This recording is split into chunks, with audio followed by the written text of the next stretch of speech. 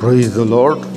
ये मनभावनी बात है कि हम परमेश्वर की उपस्थिति में पाए जाएं और रहें। परमेश्वर का धन्यवाद हो इस अवसर के लिए। आज के वचन के मनन और चिंतन के लिए जो वचन मैं आपके साथ बांटना चाह रहा हूं वो गलातियों की पत्री उसका 3 अध्याय 25, 26 और 27 वचन।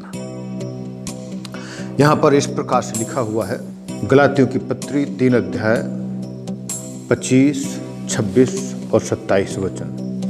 परंतु जब विश्वास आ चुका, हम अब शिक्षक के अधीन ना रहे, क्योंकि तुम सब उस विश्वास के द्वारा जो मसीह यीशु पर है परमेश्वर की संतान हो। और तुम में से जितनों ने मसीह में बपतिस्मा लिया है उन्होंने मसीह को पहन लिया है। जो विषय वस्तु मैं इस वचन से निकाला हूं और मैं आपके साथ बांटना चाहता हूं वो है मसीह में हमारा स्थान जब परिस्थितियां बदल रही हो। दूसरे शब्दों में हम कहें, बदलते परिवेश में मसीह में हमारा स्थान।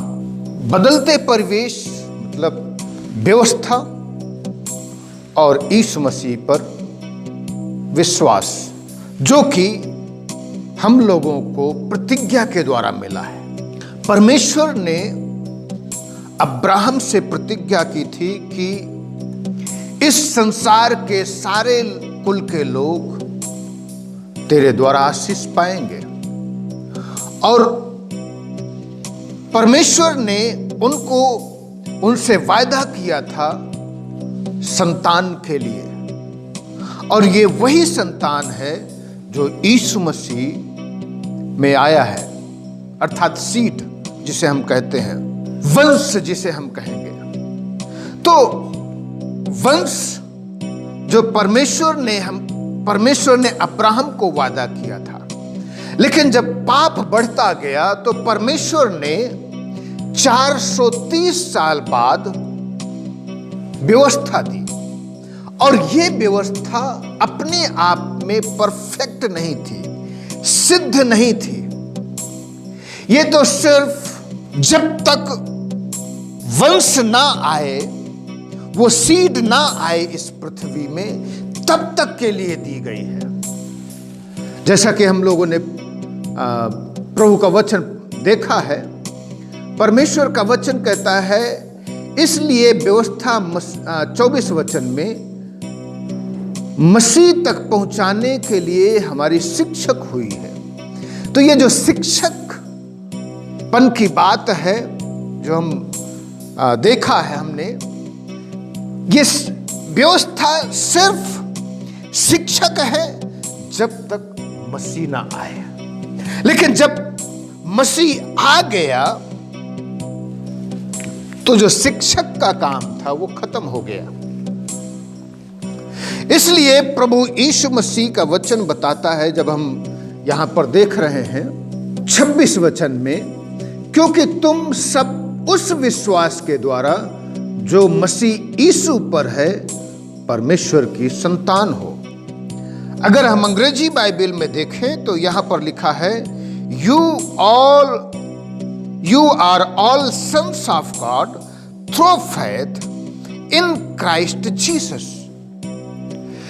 तो जब हम पढ़ते हैं You all are sons of God, हम सब लोग परमेश्वर के पुत्र हैं। यहां पर जो शब्द आया है हिंदी में जब अनुवाद किया गया है तो यहां है परमेश्वर के संतान, लेकिन अंग्रेजी में जो शब्द है परमेश्वर के पुत्र। ये हम लोगों के लिए तो नॉर्मल सी लगती है, लेकिन रोमियो के लिए ये नॉर्मल घटना नहीं थी। रोमी साम्राज्य में संतान और पुत्र में फर्क होता था। संतान अर्थात उसे कहते हैं रोमियो की नजर में, जब तक बच्चा पूरी तरीके से ग्रोन ना हो जाए, अर्थात एडल्ट ना हो जाए, वयस्क ना हो जाए, जब तक वो एडोलेसेंट में रहता है, जब तक वो टीनेज में रहता है, जब तक वो पूरी तरीके से वयस्क नहीं हो जाता है, तब तक वो संतान अर्थात चिल्ड्रन में गिना जाता है, संतान में गिना जाता है, बच्चों में गिना जाता है। अगर हम हिंदी में कहें तो उसको कहेंगे हम बच्चों में, अभी वो वयस्क नहीं है। तो जब हम परमेश्वर का वचन देख रहे हैं 26 में, जब जितनों ने यीशु मसीह को ग्रहण किया और यीशु मसीह पर विश्वास किया, अब वो परमेश्वर के पुत्र हैं, अर्थात उनका जो बचपन का समय था, व्यवस्था के देखरेख का समय था, वो खत्म हो गया है। अब वो वयस्क है। और जब हम 27 वचन में पढ़ते हैं तो यहां पर फिर से वही बात लिखा है, For all of you who were baptized into Christ have clothed yourself with Christ। तो अब जितनों ने मसीह में बपतिस्मा लिया है, 27 वचन, और तुम में से जितनों ने मसीह में बपतिस्मा लिया है, उन्होंने मसीह को पहन लिया है, क्लॉथ्ड विद। तो यहां पर जो फिर से रोमियो के लिए बहुत बहुत महत्वपूर्ण होता था।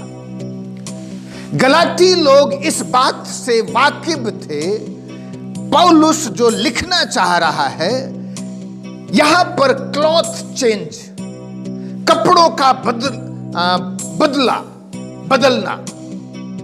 तो अब जितनों ने मसीह को पहन लिया है, जितनों ने मसीह को अपना लिया है, उन्होंने मसीह को पहन लिया, अर्थात यहां पर चेंज ऑफ क्लॉथ।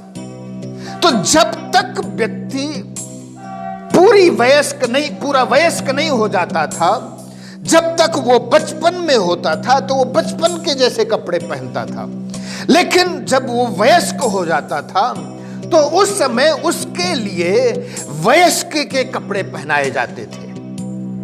तो यहां पर जो हम देख रहे हैं, जब तक एक व्यक्ति उसके अधीन है, व्यवस्था के अधीन है, तब तक वो बच्चा है। व्यवस्था उसकी देखरेख कर रही है, जिस प्रकार से रोमियो के समय में भी। तो जब तक हम लोग व्यवस्था के अधीन थे, तब तक हम लोग शिक्षक के अधीन होते थे।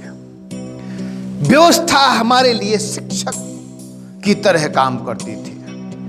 और ये शिक्षक की जब हम बातचीत कर रहे हैं, तो ये जो शिक्षक है, ये सिर्फ एक स्कूल मास्टर नहीं है, परंतु ये वो शिक्षक है जो रोमी साम्राज्य में राजा लोग अपॉइंट करते थे स्लेव को, और ये स्लेव बहुत ही स्ट्रिक्ट होते थे। इन स्लेव के अधीन में बच्चे किए जाते थे, और ये जो स्लेव होते थे, जो दास होते थे, बच्चों की देखरेख करते थे। उनको स्कूल ले जाना, स्कूल से घर लाना, दुश्मनों की नजर से बचाना, दुश्मनों से बचाना। जब कोई बच्चा गलती करता है, उसको डांटना, उसको डिसिप्लिन करना, ये सारे काम वो जो शिक्षक होता था वो करता था। तो हम जब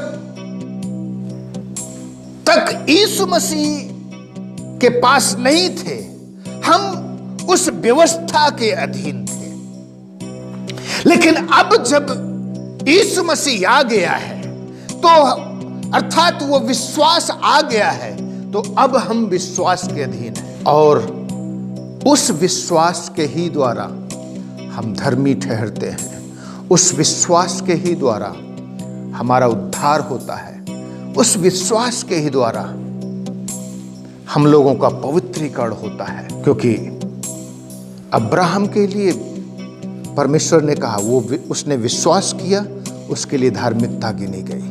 यही प्रतिज्ञा परमेश्वर ने यीशु मसीह के द्वारा पूरी की। हमने यीशु मसीह पर विश्वास किया और हम लोग धर्मी ठहराए गए। और यीशु मसीह पर विश्वास, उसके लहू पर विश्वास, उसके दुख उठाए जाने पर विश्वास, उसके निंदा और अपमान सहने पर विश्वास, उसके खून पर विश्वास। जब हम यीशु मसीह के पर विश्वास करते हैं, वो हमारा उद्धार करता है, हमें बचाता है और हमें पुत्र बना देता है।